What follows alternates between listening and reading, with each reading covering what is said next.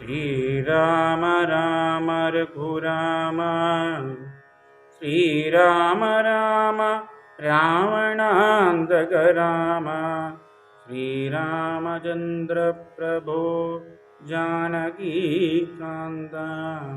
ശ്രീരാമ രഘുരാമ രഘുരാമ രാമ.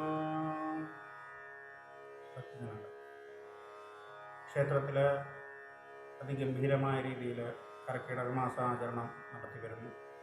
പുലർച്ചെ മഹാഗണപതി ഹോമത്തോടുകൂടി പന്തളം രഘുകുമാറിൻ്റെ മുഖ്യകാർമ്മികത്വത്തിൽ മറ്റുള്ള വനിതാ സോദരങ്ങളുടെയും ആഭിമുഖ്യത്തിൽ ഭഗവാന്റെ രാമായണ പാരായണം അതിഭംഗിയായി നടത്തി വരുന്നു. കൂടാതെ ആഗസ്റ്റ് 15 കർക്കിടക മാസം 31-ാം തീയതി ശ്രീരാമായണത്തിൻ്റെ പരിപൂർണ ഭാഗമായ രാമപട്ടാഭിഷേകം, ശ്രീരാമപട്ടാഭിഷേകം എന്ന് പറഞ്ഞ ഭാഗം പാരായണം ചെയ്യപ്പെടുകയും അതിനോട് അനുബന്ധിച്ച് തന്നെ വിശേഷാൽ പൂജകളും ക്ഷേത്രാങ്കണത്തിൽ ഈ സത്കർമ്മത്തിൽ ശ്രീരാമൻ്റെ നാമധേയത്തിൽ എല്ലാ ഭക്തജനങ്ങളും പങ്കാളികളാകുവാനായി എഗ്മോർ അയ്യപ്പ ഗുരുവായൂരപ്പ ക്ഷേത്രമായ നമ്മുടെ ക്ഷേത്രത്തിൽ കർക്കിടക മാസാചരണം വളരെ ഭംഗിയായി രാമായണ പാരായണത്തോടുകൂടിയും നിത്യവും ഗണപതി ഹോമവും ഭഗവത് സേവയോടും കൂടി ബന്ധപ്പെടും. അങ്ങനെ ഇരിക്കെ കർക്കിടക മാസത്തിൽ ആഗസ്റ്റ് 15-ാം തീയതി, അതായത് കർക്കിടകം 31-ന് ഭഗവാന് ശ്രേഷ്ഠമായി നടത്തിവരുന്ന കാലത്തെ നിറപുത്തരി, അതിനുശേഷം ലോകക്ഷേമത്തിനായി നടത്തിവരുന്ന ധന്വന്തരി ഹോമം,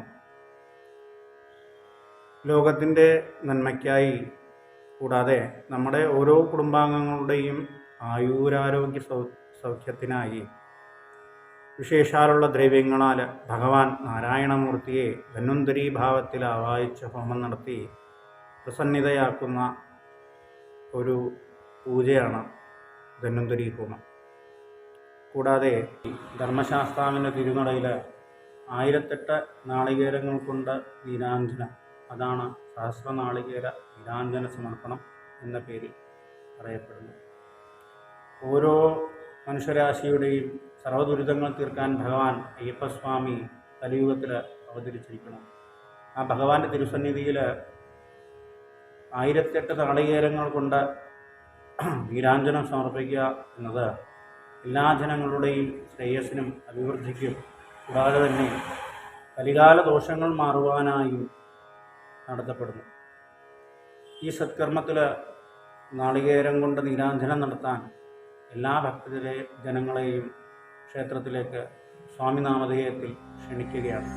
സ്വാമി ശരണമയ്യപ്പ.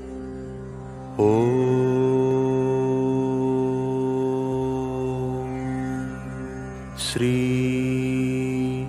സ്വാമിയേ ശരണമയ്യപ്പ.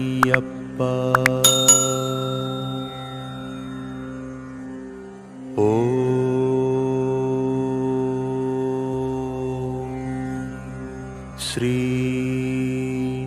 സ്വാമിയേ ശരണമയ്യപ്പ.